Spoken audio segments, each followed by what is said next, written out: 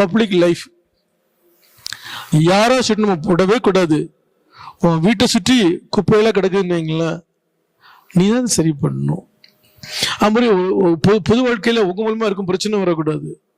யார் மூலமா பிரச்சனைகள் வந்தா கூட நீங்க என்ன செய்யணும், அமைதியா போயிடணும். காரணம், நீங்க சமுதாயத்தில் இருக்கிறீங்க இல்லைங்களா, பப்ளிக் லைஃபுக்குன்னு ஒரு டிசென்சி உண்டு.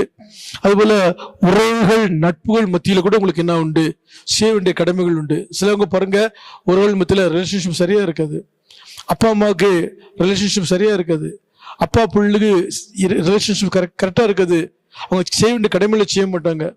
அன்னைக்கு ஒரு சகோதரர் என்கிட்ட பேசும்போது சொல்றாரு, என் பையன் என்கிட்ட எல்லாமே எதிர்பார்க்கறான், நான் எல்லாமே பண்ணி கொடுக்குறேன், நான் ஒரு ரூபாய் நான் சாப்பிட்டா நீ கேட்க மாட்டேங்கிறாரு. எனக்கு ஒரு மாமியார் அப்படிதான் சொல்றாங்க, என் மருமகளுக்கு எல்லாரும் நான் செஞ்சு கொடுக்குறேன் பாஸ்டர், ஆனா ஒரு ரூபாய் நான் சாப்பிட்டேன்னு அந்த அம்மா கேட்க மாட்டேங்கிறாரு. அதெல்லாம் தப்புங்க. ஒரு மத்தியில இருந்தாலும் சரி, எங்க இருந்தாலும் சரி, நீங்க செய்ய வேண்டிய கடமைகளை செய்யணும். உரிமையில எதிர்பார்க்கும் கடமைகளை செய்யணும். வசனம்